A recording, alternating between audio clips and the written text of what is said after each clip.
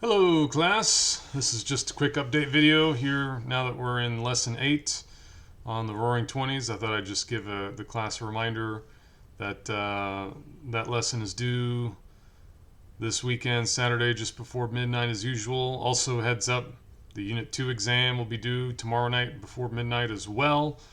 So heads up on that, very important, a lot of points that's worth. Also thought I'd mention the midterm grades have been submitted, which will basically include everything up through lesson 7. I guess I think there was one student who'd already done the Unit 2 exam, so I went ahead and graded that and factored it in. But for those of you who haven't gotten to that yet, that won't be factored into your midterm grade. But otherwise, those grades are all up to date and available, and you can see kind of where you are.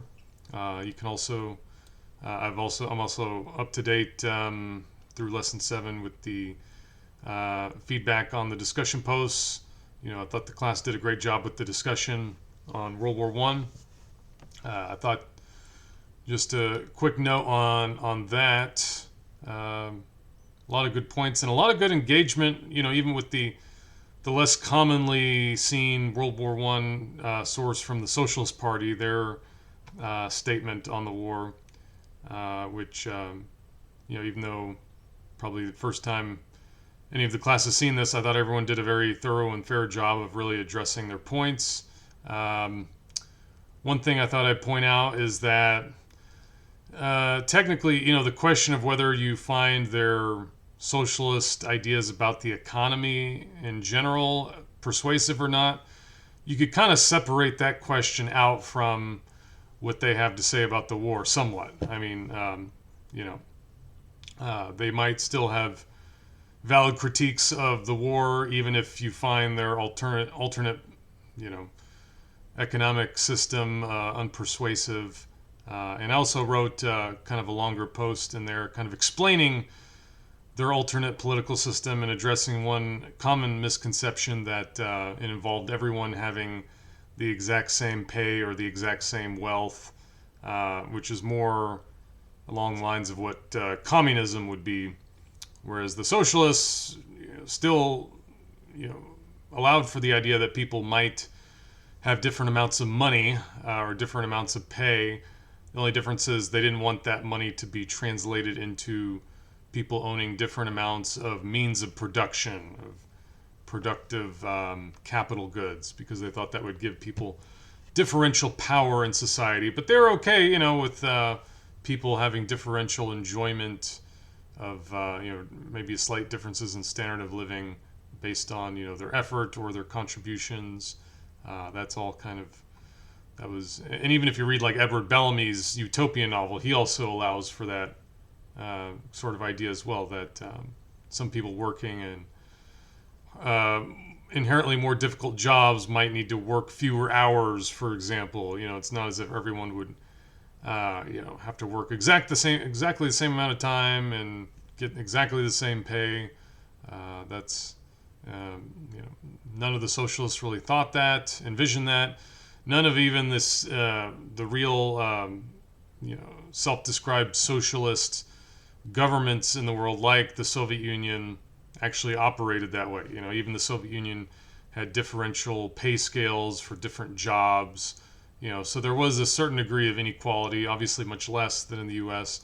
The big difference is they did not want to allow that inequality to translate into differential ownership of productive goods, because they thought that gave people a key lever over others in society. If some people owned the businesses and some didn't. So ownership of businesses was concentrated in the hands of the government, but ordinary consumer goods, that was not necessarily the case. So I did kind of put out a long post kind of responding to that. And I think that question in general maybe is not, you don't have to necessarily agree with what the socialists propose to interact with their critiques of the war. So, and I think the class did a pretty good job of at least addressing their critiques. And there were some interesting comparisons between like World War One and I believe the Iraq War. yeah, was it Joe?